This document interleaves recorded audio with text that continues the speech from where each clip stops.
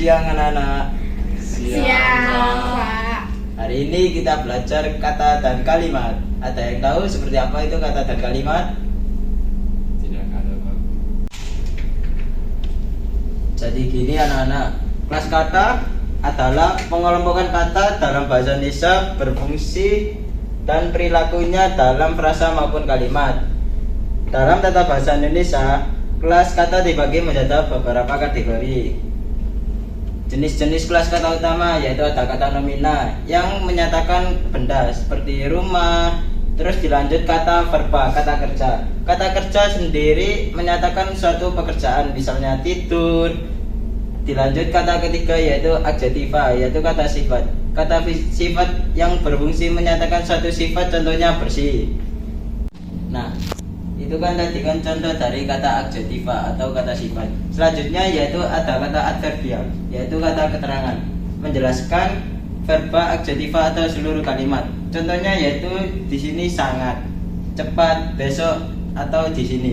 Selanjutnya ada kata promina, yaitu kata ganti. Kata ganti sendiri contohnya yaitu ada saya, kamu, dia, mereka, ini dan itu. Selanjutnya ada kata numeralia. Numeralia yaitu kata bilangan, menunjukkan jumlah atau urutan seperti 1, 5, pertama dan kedua. Nah, tadi itu penjelasan tentang kata dan contoh katanya. Untuk pertemuan selanjutnya saya minta dari kalian untuk membuat video edukasi. Ada yang ditanyakan? Tidak, Prof. Nah, saya anggap sudah paham. Mari kita tutup perkuliahan hari ini dengan Assalamualaikum warahmatullahi wabarakatuh. Waalaikumsalam warahmatullahi wabarakatuh. A few moments later. Halo teman-teman, gimana? Udah tahu belum materi yang udah dijelasin sama Prof. Fahriza ST tadi? Belum. Kita kan dapat tugas ya. Dari kamu udah tahu belum apa itu pembentukan kata sama konjungsi? Pembentukan kata adalah proses pembentukan kata baru melalui afiksasi, yaitu penambahan imbuhan pada kata dasar. Afiksasi dapat dilakukan dengan prefiks, infiks, sufiks, dan konfiks. Prefiks adalah imbuhan di awal kata, infiks adalah imbuhan di tengah kata atau sudah tidak produktif, dan sufiks adalah imbuhan di akhir kata. Sedangkan konfiks adalah gabungan keimbuhan di awal dan akhir kata secara bersamaan.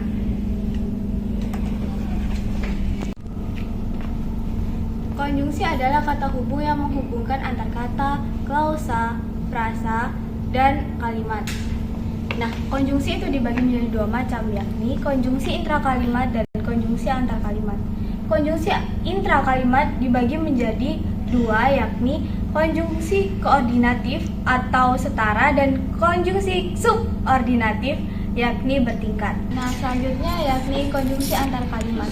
Konjungsi antar kalimat yakni kata hubung yang menghubungkan kalimat satu dengan kalimat yang lain. Konjungsi antar kalimat memiliki macam-macam, yakni yang pertama menyatakan pertentangan, yang kedua menyatakan akibat atau konsekuensi, yang ketiga menyatakan tambahan, yang keempat menyatakan waktu, dan yang kelima menyatakan kesimpulan. Pola kalimat. Kalimat adalah gabungan dari dua kata atau lebih yang menghasilkan suatu pengertian dan pola intonasi akhir.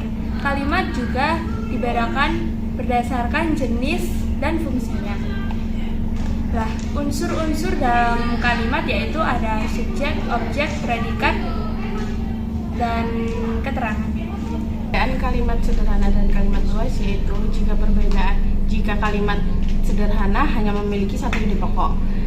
Yang kedua, jika kalimat luas menggabungkan dua atau lebih ide dalam satu kesatuan. Contohnya, jika kalimat sederhana yaitu saya makan nasi, lalu dia berlari kencang, dan yang ketiga, buku itu sangat tebal. Nah, untuk contoh dari kalimat luas yaitu yang pertama ada saya makan nasi dan minum air. Yang kedua, dia berlari kencang namun tidak dapat mengejar kereta. Yang ketiga, buku itu sangat tebal sehingga tidak susah untuk dibawa kemana-mana. Kata kerja aktif. Kata kerja aktif memiliki 3 ciri-ciri. Yang pertama, subjeknya sebagai pelaku. Yang kedua, predikatnya berawalan me atau ber. Dan yang ketiga, predikatnya tergolong kata kerja aus. Contohnya, mereka meneruskan perjalanan.